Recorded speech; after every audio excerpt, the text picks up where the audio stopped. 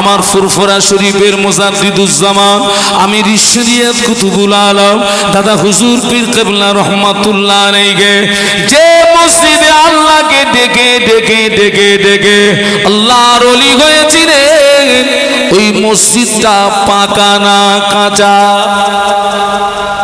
কি মসজিদ? ওই মসজিদে কারা কারা গেছেন একটু হাত তুলে দেখান তো, আল্লাহ কবুল করেন। মুজাদ্দিদুজ্জামান কাঁচা মসজিদে আল্লাহকে ডেকে ডেকে ডেকে ডেকে আল্লাহর ওলি হয়ে গেলেন। কাঁচা মসজিদে আল্লাহকে ডেকে ডেকে মুজাদ্দিদিয়াতে লাকাব পেয়ে গেলেন।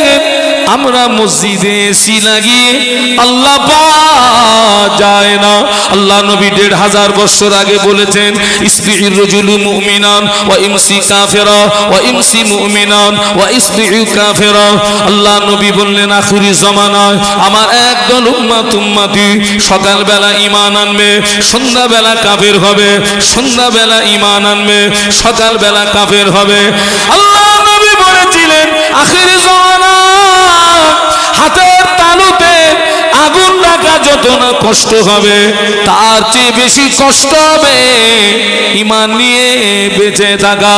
ঈমান যদি ঠিক থাকে, নামাজের দাম আছে, রোজার দাম আছে, হজের দাম আছে, দান খয়রাতের দাম আছে, তাসবিহ তিলাওয়াতের দাম আছে। ঈমান যদি ঠিক না থাকে বেটা, তোর আমলের মূল্য নাই।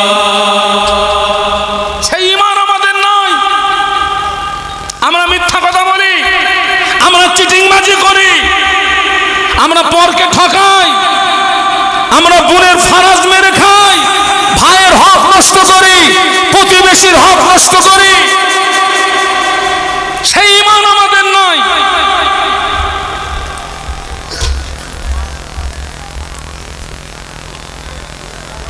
আল্লাহ আসমান থেকে 17ই রমজান রহমতের পানি দিয়ে বিশ্বনবীর পায়ের নিচের মাটিটাকে মজবুত করে দিয়েছিলেন। জোরে বলুন একটু মহব্বতে বলুন না।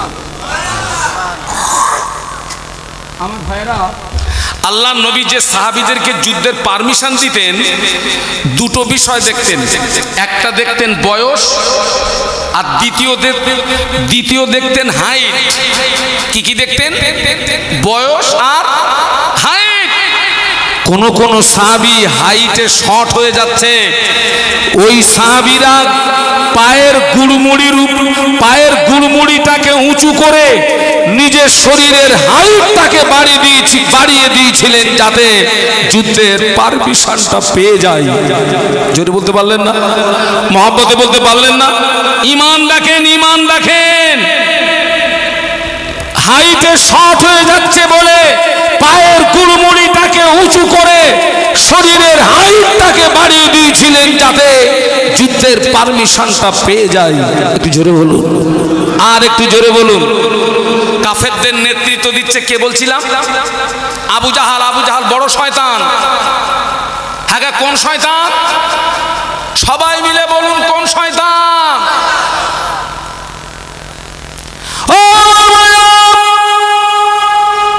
ওই বদরের যুদ্ধে দুই তরুণ মাস এবং মুআজ রাদিয়াল্লাহু তাআলা আনহুমা আল্লাহ নবীর সামনে দাঁড়িয়ে গেলেন।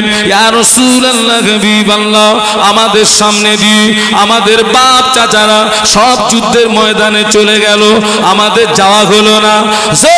আপনি আমাদের অনুমতি দিন, আমরা যুদ্ধে যাব, শহীদ হব, আমরা যুদ্ধে যাব, শহীদ হব।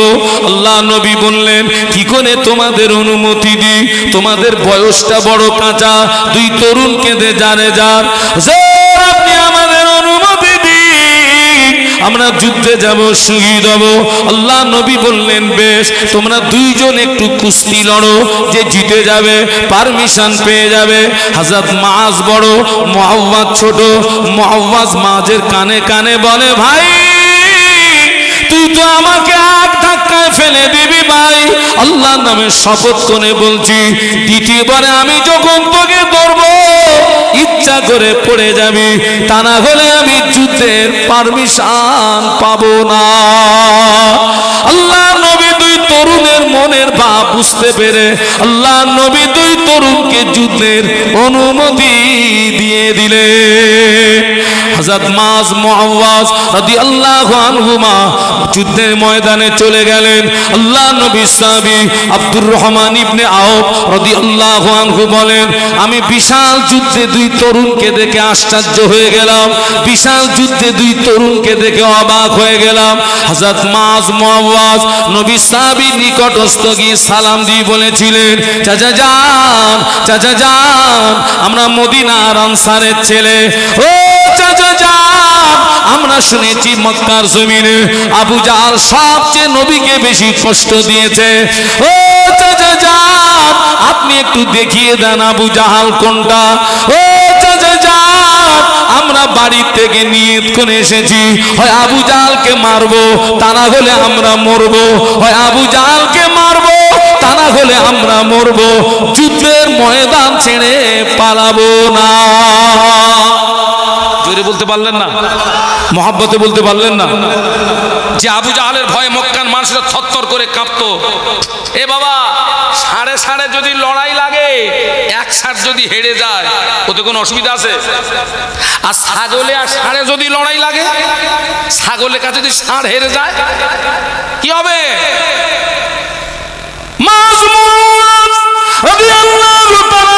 বলেছিলেন, ও চাচা যান, আবু জাহল কোনটা একটু দেখিয়ে দেন।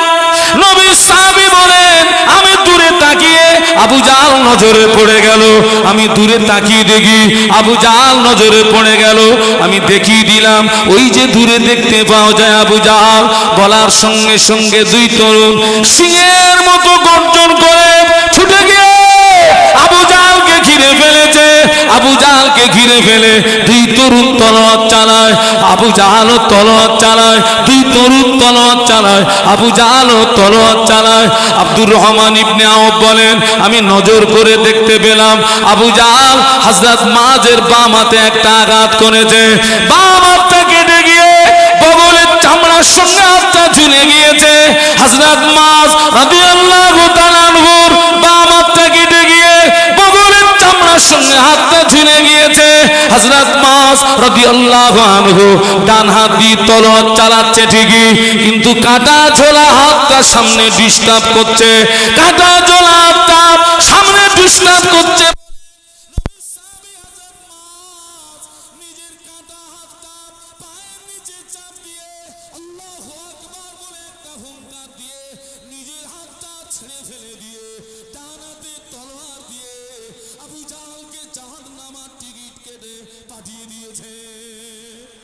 মাওলানা বাগ দরবার শরীফের ঐতিহাসিক 3 দিন ব্যাপী বাৎসরিক ইসালে সব মাহফিলের নির্বাচিত সুযোগ্য সভাপতি সাহেব ভাই মাওলানা শামসুজ্জামান সাহেব, সম্মানীয় দরবার শরীফের 4 জন হুজুর কেবলাগণ, সম্মানীয় ওলামা হযরত, বিশেষত আওলাদে মুজাদ্দেদে জামান হুজুর কেবলাগণ, সম্মুখে উপবিষ্ট দূর দূরান্ত থেকে আগত ভদ্র মহোদয়গণ, আল্লাহ পাকের দরবারে অসংখ্য শুকরিয়া, যিনি আমাদেরকে দয়া করে পবিত্র মাহে শাবানের একেবারে শেষ প্রান্তে দুনিয়াবি সমস্ত কাজ ফেলে রেখে তার এক মাহবুব বান্দার মকবুল ইসালে সব মাহফিলে উপস্থিত হওয়ার তৌফিক দান করেছেন। সকলে কৃতজ্ঞতা প্রকাশে মোহাব্বতের সঙ্গে উচ্চ আওয়াজে বলি আলহামদুলিল্লাহ। আর একটু জবান খুলে বলুন আলহামদুলিল্লাহ। বিশ্বনবীর মাজার মুকদ্দাসে জানাই অসংখ্য দরুদ এবং সালাম। সম্মিলিতভাবে অন্তরের স্থল থেকে বলি সাল্লাল্লাহু আলাইহি ওয়াসাল্লাম। আমি সকলের কাছে দোয়া প্রার্থী, অধমের জন্য একটু দোয়া। মহান আল্লাহ তার সন্তুষ্টির উদ্দেশ্যে দ্বীনের স্বার্থে আমাকে এই মুহূর্তে কিছু আলোচনা করার তৌফিক দিন। সকলে একটু অন্তর থেকে বলুন আল্লাহুম্মা আমিন।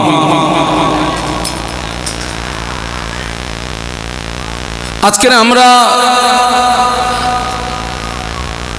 এই যে সুন্দর একটি গোলাপ ফুলের বাগান আমরা দেখতে পাচ্ছি, আপনারা একটু স্মরণ করুন এই যে মাহফিলে ওয়াজ, আমরা জানি বিশ্বনবী মুহাম্মদুর রাসূলুল্লাহ সাল্লাল্লাহু আলাইহি ওয়াসাল্লাম মদিনার মসজিদে নববী শরীফে ফজরের নামাজের পরে সাহাবীদেরকে নিয়ে ওয়াজ করতেন, নসিহত করতেন। আল্লাহ নবীর সাহাবীরা তথা বিশ্ব নবীর সাহাবায়ে কেরামগণ আল্লাহ নবীর চারিপাশে বসে বিশ্ব নবীর নূরের বদনের দিকে চেয়ে আল্লাহর নবীর পাক জবানের ওয়াজ এবং নসিহত শুনতেন। একটু বলুন সুবহানাল্লাহ। ওই মদিনার মসজিদে নববী শরীফের ওয়াজ নসিহতের সঙ্গে এ মাহফিলের সম্পর্ক আছে। তবে এই সুন্দর বাগান, এই সুন্দর গোলাপ ফুলের বাগান আমাদেরকে পেতে গিয়ে আমাদেরকে জানা উচিত এই মাহফিলে ওয়াজ কয়েকটি জায়গাতে দ্বীনের হেফাজত হয়। তার ভিতরে এক নাম্বার দ্বীনের হেফাজত হয় মাদ্রাসা, দুই নাম্বার দ্বীনের হেফাজত হয় মসজিদ, তিন নাম্বার দ্বীনের হেফাজত হয় মাহফিলে ওয়াজ। তাম পৃথিবীর জমিনে বহু ধর্ম আছে। আমি এখানে কোন ধর্মকে ছোট করতে আসিনি, কারণ আল্লাহর কোরআন আমাদেরকে শিখিয়েছে লাকুম দীনুকুম ওলিয়া দীন, লাকুম দীনুকুম ওলিয়া দীন। তবে আমি একটা কথা বলবো, তাম পৃথিবীর জমিনে যত ধর্ম, আল্লাহ পাকের দরবারে একটি ধর্ম মনোনীত, সেই ধর্মের নাম হচ্ছে ইন্নাদ দীনা ইনদাল্লাহিল ইসলাম। একটু জোরে বলুন। এই ইসলাম আমাদেরকে শিখিয়েছে মসজিদে যাওয়ার নিয়ম, এই ইসলাম আমাদেরকে শিখিয়েছে বাথরুমে যাওয়ার নিয়ম। তবে এই দ্বীন ইসলামকে প্রতিষ্ঠিত করতে গিয়ে বিশ্বনবী মুহাম্মদুর রাসূলুল্লাহ সাল্লাল্লাহু আলাইহি ওয়াসাল্লামের দান শহীদ হয়েছিল। এই দ্বীনকে হেফাজত করতে গিয়ে আল্লাহ নবীকে তায়েফের মাটিতে রক্ত দিতে হয়েছিল। এই দ্বীনকে হেফাজত করতে গিয়ে আল্লাহ নবীকে তার জন্মভূমিটাকে ছেড়ে দিতে হয়েছিল এবং এই দ্বীনকে হেফাজত করতে গিয়ে হাজার হাজার সাহাবীর জীবনকে কুরবান দিতে হয়েছিল। একটু জবান খুলে বলুন আল্লাহু আকবার, আর একটু আওয়াজ তুলুন, বলুন আল্লাহু আকবার। হাজার হাজার সাহাবীর জীবন কুরবান দিতে হয়েছে। তারপরে আমরা দ্বীন পেয়েছি, ইসলাম পেয়েছি, কোরআন পেয়েছি, হাদিস পেয়েছি, মাদ্রাসা পেয়েছি, মসজিদ পেয়েছি, মাহফিলে ওয়াজ পেয়েছি। আমার ভাইরা, ইসলামের প্রথম যুদ্ধ হচ্ছে বদরের যুদ্ধ।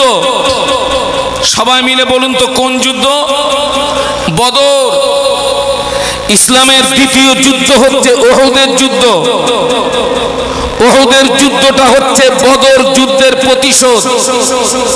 বদর যুদ্ধে কাফেররা গোহারা হারলো, ওই বদর যুদ্ধের প্রতিশোধ নিতে গিয়ে বৎসরের ভিতরে দাদাগিরি কাফেররা দাদাগিরি ফলিয়ে উহুদের ময়দানে একটি যুদ্ধ সংগঠিত হয়েছিল, যে যুদ্ধটির নামকরণ উহুদের যুদ্ধ। এই বদরের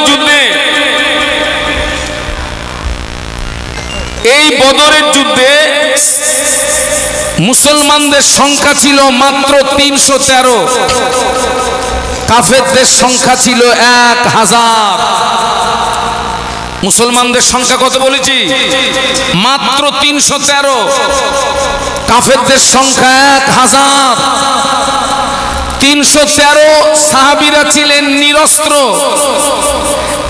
1000 কাফেররা ছিল সশস্ত্র। বদরের ময়দানে 1000 কাফেরের নেতৃত্ব দিচ্ছিল আবু জাহাল। আবু জাহাল ময়দানে হুঙ্কার দিচ্ছে, মদিনা উড়িয়ে দেব, মুহাম্মদকে মিটিয়ে দেব, দিন মিটিয়ে দেব। আবু জাহাল প্রচন্ড ক্ষমতা নিয়ে নেমেছিল বদরের ময়দানে। বিশ্বনবী মুহাম্মাদুর রাসূলুল্লাহ সাল্লাল্লাহু আলাইহি ওয়াসাল্লাম মক্কার জমিনে 13 বছর নসিহত করলেন, মদিনার জমিনে 10 বছর নসিহত করলেন। টোটালে 23 বছর বিশ্বনবী ওয়াজ নসিহত করলেন। মানুষ পরিবর্তন হলো না, মানুষ সোজা হলো না, মানুষ আল্লাহকে চিনল না। আল্লাহ পাক বিশ্বনবীকে বললেন, হাবিব, ওয়াজ নসিহত করে হবে না, মানুষকে বুঝিয়ে সুজিয়ে হবে না, বদরের ময়দানে আসতে হবে, আবু জাহালের মোকাবেলা করতে হবে, লড়াই করতে হবে, দিন বাঁচাতে হবে। একটু বলুন সুবহানাল্লাহ, একটু মহব্বতে বলুন। আল্লাহর নবী যে 313 জন সাহাবীকে নিয়ে বদরের ময়দানে যাবেন, এই 313 জন সাহাবী সবেমাত্র মক্কা থেকে হিজরত করে মদিনাতে এসেছেন। ঘর হারা, ভিটে হারা, বাপ হারা, মা হারা, সন্তান হারা, বিবি হারা। আল্লাহর নবী খুব দুশ্চিন্তায় পড়ে গেলেন। আমি যে আবু জাহালের মোকাবেলা করব, আমি এখন আমার এই সাহাবীদেরকে কি করে বলি যে আমার সঙ্গে বদরের ময়দানে যেতে হবে, লড়াই করতে হবে, জীবন দিতে হবে, দিনকে বাঁচাতে হবে। এরা যদি আমাকে রেখে পালিয়ে যায়, এরা যদি আমাকে রেখে চলে যায়, ইসলাম তো এ পর্যন্ত সমাপ্ত হয়ে যাবে, ইসলাম তো এ পর্যন্ত কবর হয়ে যাবে। কারণ বদরের যুদ্ধে মুসলমানরা যদি হেরে যেত, ইসলাম ও পর্যন্তই সমাপ্ত হয়ে যেত, ইসলাম ও পর্যন্তই কবর হয়ে যেত। আমরা ইসলাম পেতাম না, আমরা কোরআন পেতাম না, হাদিস পেতাম না, মসজিদ পেতাম না, মাদ্রাসা পেতাম না, মাহফিলে ওয়াজ পেতাম না, কিছুই পেতাম না। আল্লাহ আল্লাহর রাসূল, আমরা আল্লাহ আল্লাহর রাসূল পেতাম না, কিছুই আমরা পেতাম না। আল্লাহর নবী খুব পেরেশানিতে পড়ে গেলেন। এরা তো সবেমাত্র মক্কা থেকে হিজরত করে মদিনাতে এসেছে, আমি এখন এদেরকে কি করে বলি কথাটা? আমাদের নবী ভালোবাসা আর সাহাবীদের নবী ভালোবাসা দুটো এক। একটু সবাই মিলে বলুন। নবী পাকের একজন সাহাবী আল্লাহ নবীকে জিজ্ঞাসা করেছিলেন, ইয়া রাসূলুল্লাহ, হাবিবাল্লাহ, মাতা সা, হুজুর কিয়ামত কবে হবে? সাহাবীদের ভালোবাসা দেখুন। একজন সাহাবী নবীকে জিজ্ঞাসা করছে, ইয়া রাসূলুল্লাহ, মাতা সা, জি হুজুর কিয়ামত কবে হবে? আল্লাহ নবী ওই সাহাবীকে জিজ্ঞাসা করেছিলেন, ও বাবা সাহাবী, তুমি কিয়ামতের সংবাদ নিচ্ছ, কিয়ামতের খবর নিচ্ছ, কিয়ামতের জন্য কি অর্জন করেছো বলো, কিয়ামতের জন্য কি সঞ্চয় করেছো বলো। ওই সাহাবী জবাব দিয়েছিলেন, ইয়া রাসূলুল্লাহ, হাবিবাল্লাহ, আমি কিয়ামতের জন্য কিছুই অর্জন করতে পারিনি, আমি কিয়ামতের জন্য কিছুই সঞ্চয় করতে পারিনি, তবে আমি আল্লাহ আল্লাহ রাসূলকে ভালোবেসেছি। মহব্বতে বলেন না। আল্লাহ নবী জবাব দিয়েছিলেন, ও বাবা সাহাবী, তোমার দাবি যদি সত্য হয়, আমি আল্লাহ নবী বলছি কিয়ামতের ময়দানে ওই দাবি তোমাকে নাজাত করিয়ে দেবে। ইয়া রাসূলুল্লাহ, আমি কিয়ামতের জন্য কিচ্ছু অর্জন করতে পারিনি, তবে একটা হাতিয়ার আমার আছে, আমি আল্লাহ এবং আল্লাহর রাসূলকে ভালোবেসেছি। একটু জোরে বলুন। বিশ্বনবী খুব দুশ্চিন্তা পড়ে গেলেন, এখন আমি এদেরকে কি করে বলি, আর তো সবে হিজরত করেছে। এরপরেও নবী সাহাবীদের ডাকলেন। আল্লাহ নবী সাহাবীদের বললেন, ও সাহাবীরা, আল্লাহ পাক আমাকে আদেশ করেছেন বদরের ময়দানে যেতে হবে, লড়াই করতে হবে, জীবন দিতে হবে, দিন বাঁচাতে হবে। ও সাহাবীরা, এ ব্যাপারে তোমাদের মতামত কি? তোমাদের মতামতটা তোমাদের নবীকে জানিয়ে দাও। এ ব্যাপারে তোমাদের চিন্তা ভাবনা কি? তোমাদের চিন্তা ভাবনাটা তোমাদের নবীকে জানিয়ে দাও।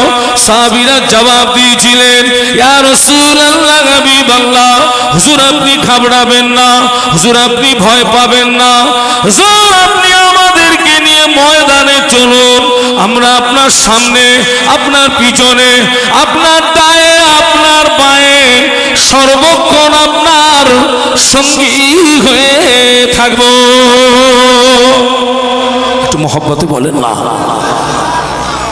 আপনি ঘাবড়াবেন না, আপনি ভয় পাবেন না, আপনি আমাদেরকে নিয়ে চলুন, আমরা ময়দানে আপনার সামনে, আপনার পিছনে, আপনার ডায়ে, আপনার বাঁয়ে সর্বক্ষণ আপনার সঙ্গী হয়ে থাকবো। একটু জোরে বলুন। আল্লাহর নবীর নূরের চেহারায় একটা হাসির ঝলক ফুটে উঠল। একটু সুবহানাল্লাহ বলুন। আল্লাহ নবী 313 জন সাহাবীকে নিয়ে আল্লাহ নবী বদরের ময়দানে রওনা হলেন। আল্লাহ নবী বদরের ময়দানে গেলেন। সাহাবীরা বদরের ময়দানে তাবু গাড়লেন। সাহাবীরা বদরের ময়দানে তাবু গাড়লেন। আল্লাহ নবী ওই বদরের ময়দানে একটা তাবুর ভিতরে প্রবেশ করে আল্লাহ নবী আল্লাহর জমিনে সিজদায় পড়ে গেলেন। আল্লাহ পাক, তুমি যদি চাও তোমার দিনকে বাঁচিয়ে রাখবে, আল্লাহ পাক তুমি যদি চাও তোমার দিনকে বাঁচিয়ে রাখবে, আসমান থেকে বদরের ময়দানে আমাদের উপরে সাহায্য করো, আর তুমি যদি চাও তোমার দিনকে মিটিয়ে দেবে, আল্লাহ পাক এই বদরের ময়দানে আমাদেরকে শহীদ করে দাও। আল্লাহ নবী কাঁদছেন বদরের ময়দানে জমিনে সিজদায় পড়ে, আল্লাহ তুমি যদি চাও তোমার দিনকে বাঁচিয়ে রাখবে, ইসলামকে বাঁচিয়ে রাখবে, এই বদরের ময়দানে আসমান থেকে তুমি আমাদের উপরে সাহায্য করো, তুমি যদি চাও তোমার দিনকে মিটিয়ে দেবে, ইসলামকে মিটিয়ে দেবে, আল্লাহ এই বদরের ময়দানে তুমি আমাদেরকে শহীদ করে দাও। সেজদায় পড়ে কাঁদছেন দ্বীনের হেফাজতের জন্য বিশ্ব নবী। একটু সুবহানাল্লাহ বলবেন। আল্লাহর নবী সেজদায় পড়ে কাঁদছেন দ্বীনের হেফাজতের জন্য। আল্লাহর নবীর কলিজা ছেঁড়া সাহাবী আবু বকর সিদ্দিক রাদিয়াল্লাহু আনহু গুটি গুটি পায়ে বিশ্ব নবী যে তাবুর ভিতরে আল্লাহর জমিনে সিজদায় পড়ে কাঁদছিলেন, হুজুর ওই তাবুর ভিতরে প্রবেশ করে আল্লাহ নবীর হাত মোবারকটা চেপে ধরে বলেছিলেন, ইয়া রাসূলুল্লাহ যথেষ্ট হয়েছে, হুজুর আপনি কাঁদবেন না, হুজুর আপনি সিজদা থেকে মাথা তুলুন, আমি আবু বকর আপনার চোখের পানি সহ্য করতে পারছি না। কিন্তু আল্লাহ নবী সিজদা থেকে মাথা তোলেন না। আবু বকর সিদ্দিক রাদিয়াল্লাহু আনহু কাঁদছেন,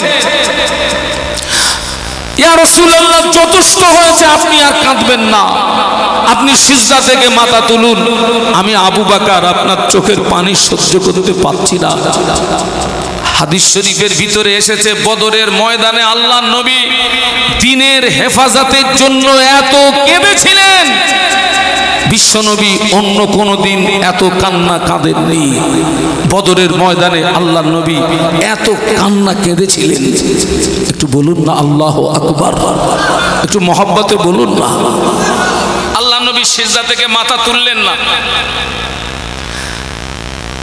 বিশ্বনবী যে বদরের ময়দানে আল্লাহর জমিনে সিজদায় পড়ে কাঁদছেন, এই ছবিটা, এই চিত্রটা, এই চিত্রটা, এই নকশাটা আমার আল্লাহ দেখছেন না? দেখছেন না?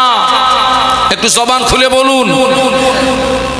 আমাবস্যার বিদঘুটে অন্ধকার রাতে জমিন দিয়ে যে ছোট্ট পিপিলিকাগুলো চলে, ওই পিপিলিকার আওয়াজ আমার আল্লাহ শুনতে পান। সুবহানাল্লাহ বলতে পারলেন না? আটলান্টিক মহাসাগরের নিচে যে ক্ষুদ্র ক্ষুদ্র প্রাণীগুলো চলে, ওই ক্ষুদ্র প্রাণী যখন ক্ষুধার জ্বালায় চিৎকার মারে, ওই আওয়াজ আমার আল্লাহ আরশে আজিম থেকে শুনতে পান। একটু জোরে বলুন। আল্লাহ তো ছবিটা দেখছেন। পৃথিবীর অন্য কোনো মানুষ বিশ্বনবীর চোখের পানি সহ্য করতে পারলেও আল্লাহ পাক বিশ্বনবীর চোখের পানি সহ্য করতে। मूसा अलैहिस्सलाम, नूह अलैहिस्सलाम, ज़करिया अलैहिस्सलाम, लूत अलैहिस्सलाम, दाऊद अलैहिस्सलाम, ঈসা अलैहिस्सलाम। আল্লাহ যে কাজে রাজি, मूसा নবী ওই কাজে রাজি। আল্লাহ যে কাজে রাজি, নূহ নবী ওই কাজে রাজি। আল্লাহ যে কাজে রাজি, দাউদ নবী ওই কাজে রাজি। আল্লাহ যে কাজে রাজি, ঈসা আলাইহিসসালাম ওই কাজে রাজি। ও পাওয়ার এত বেশি, আমাদের নবী যে কাজে রাজি, স্বয়ং আল্লাহ ওই কাজে রাজি। মোহব্বতে বলেন না। আল্লাহ নবী সিজদায় বলে রোনাজারি করেন। আল্লাহ পাক বিশ্বনবীর চোখের পানি সহ্য করতে পারেন না। আল্লাহ পাক জিবরাইলকে ডাকলেন, ও জিবরাইল, আমার হাবিবের কাছে চলে যাও, আমার হাবিবকে গিয়ে কাঁদতে মানা করে দাও, আমার হাবিবকে সিজদা থেকে মাথা তুলতে বলো। ও জিবরাইল, আমার হাবিবকে গিয়ে বলো আমি আল্লাহ পাক বদরের ময়দানে আমার হাবিবকে একা ছেড়ে দেই না, বরং আমি আল্লাহ আমার হাবিবের সঙ্গেই আছি। জোরে বলতে পারলেন না? মোহাম্মতে বলতে পারলেন না? জিবরাইল আমার নবীকে কাঁদতে মানা করে দাও, আমার নবীকে সিজদা থেকে মাথা তুলতে বলো, আমি আল্লাহ আমার হাবিবকে ময়দানে একা ছেড়ে দিই না, স্বয়ং আমি আল্লাহ আমার হাবিবের সঙ্গে আছি।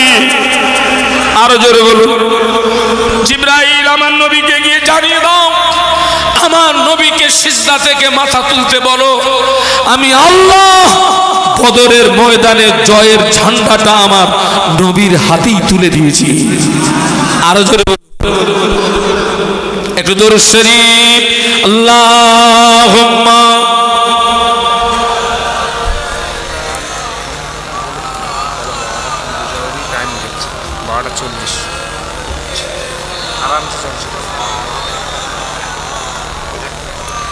জোরে জোরে আল্লাহুম্মা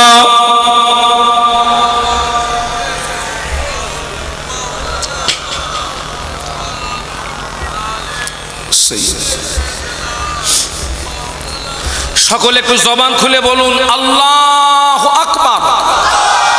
না হয়নি আওয়াজ তুলুন আল্লাহু আকবার। আবার বলুন আল্লাহু আকবার।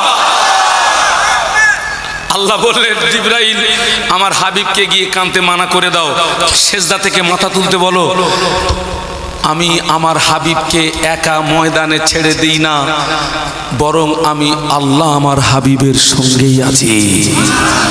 আর আমার হাবিবকে গিয়ে বলো আজ বদরের ময়দানে জয়ের ঝান্ডাটা আমি আল্লাহ আমার হাবিবের হাতেই তুলে দিয়েছি।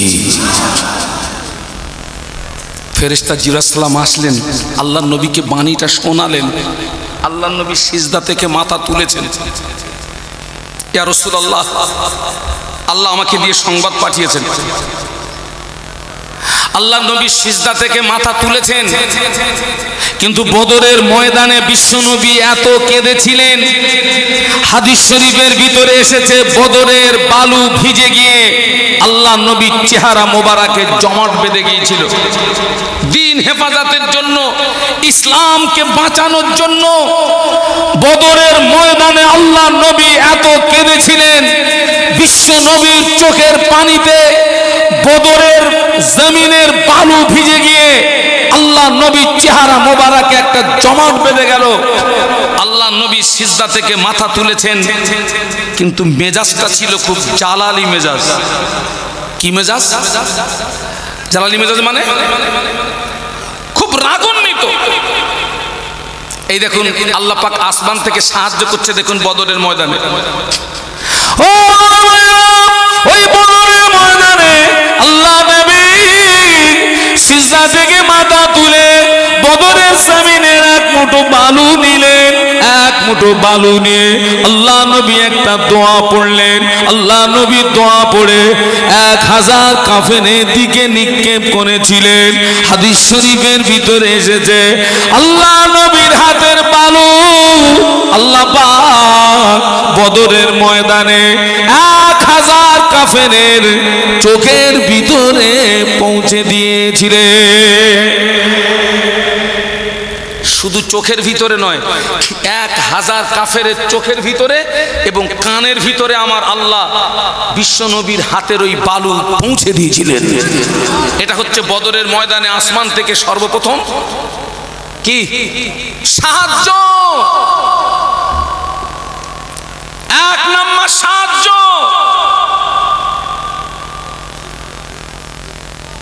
2 নম্বর সাহায্য,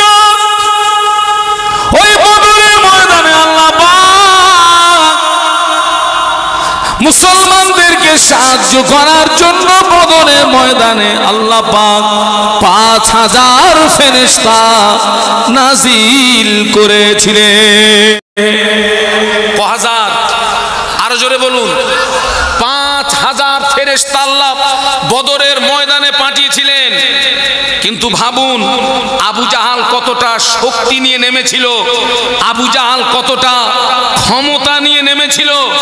এই 5000 ফেরেশতা পাঠানোর পরেও ওই বদরের ময়দানে 14 জন সাহাবী বলুন বলুন শহীদ হয়েছিলেন। 14 জন সাহাবী শহীদ হলেন। 3 নম্বর সাহায্য, আবু জাহাল যে দিকটা দাঁড়িয়েছে ওই দিকটা ছিল এঁটেল মাটি। আল্লাহ নবী সাহাবীদেরকে নিয়ে যে দিকটা দাঁড়িয়েছেন ওই দিকটা ছিল বালু মাটি। আল্লাহ নবী সাহাবীদেরকে নিয়ে যে দিকটা দাঁড়িয়েছেন ওই দিকটা ছিল বালু মাটি। আর আবু জাহাল দলবল নিয়ে যে দিকটা দাঁড়িয়েছে ওই দিকটা ছিল এঁটেল মাটি। এবারে বলুন যুদ্ধ করতে সুবিধা হবে কাদের? বলুন বলুন, এঁটেল মাটি না বালু মাটি? সুবিধা হবে কাদের? বালু মাটিওয়ালাদের সুবিধা হবে না। বালুতে সাহাবীদের পা গুলো ডেবে যাচ্ছে, সওয়ারিদের পা গুলো ডেবে যাচ্ছে। আর এঁটেল মাটি মানে টাইট মাটি, শক্ত মাটি। আবু জাহালের তো সুবিধা হবে। 3 নম্বর সাহায্য আল্লাহ আসমান থেকে পাঠাচ্ছে। দেখুন ওই বদরের ময়দানে আল্লাহ পাক 17ই রমজান বদরের ময়দানে আল্লাহ পাক আসমান থেকে রহমতের পানি দিয়ে আমার আল্লাহ পাক বিশ্ব নবীর পায়ের নিচের মাটি মজবুত করে দিয়েছিলেন। একটু জোরে বলা যায় না? একটু মহব্বতে বলা যায় না? বিশ্বাস করুন আজও যদি বদরের মুসলমানের মতো আমাদের ঈমান থাকে, আজও আমরা বিপদে মুসিবতে সাহায্য পাবো। আল্লাহর কোরআন সাক্ষী দিচ্ছে ওয়াকানা হাক্কান আলাইনা নাসরুল মুমিনিন। একটু জোরে বলুন, মুমিনদের সাহায্য করা আল্লাহর জন্য ওয়াজিব। সুবহানাল্লাহ বলুন। কিন্তু সেই ঈমান আমাদের, বলুন বলুন, এখান থেকে 20 বছর 30 বছর 40 বছর আগে অধিকাংশ মসজিদ ছিল কাঁচা, কিন্তু মুসল্লিদের ঈমান ছিল পাকা। 20 বছর 30 বছর 40 বছর আগে অধিকাংশ মসজিদ ছিল কাঁচা, মুসল্লিদের ঈমান ছিল পাকা। এখন অধিকাংশ মসজিদ সাত শওকাত হয়ে গিয়েছে, অধিকাংশ মুসল্লিদের ঈমান দুর্বল হয়ে গিয়েছে। আমার ফুরফুরা শরীফের মুজাদ্দিদুজ্জামান আমির শরীয়ত কুতুবুল আলম দাদা হুজুর পীর কিবলা রহমাতুল্লাহ আলাইহি যে মসজিদে আল্লাহকে ডেকে ডেকে ডেকে ডেকে আল্লাহর ওলি হয়েছিলেন, ওই মসজিদটা পাকা না কাঁচা?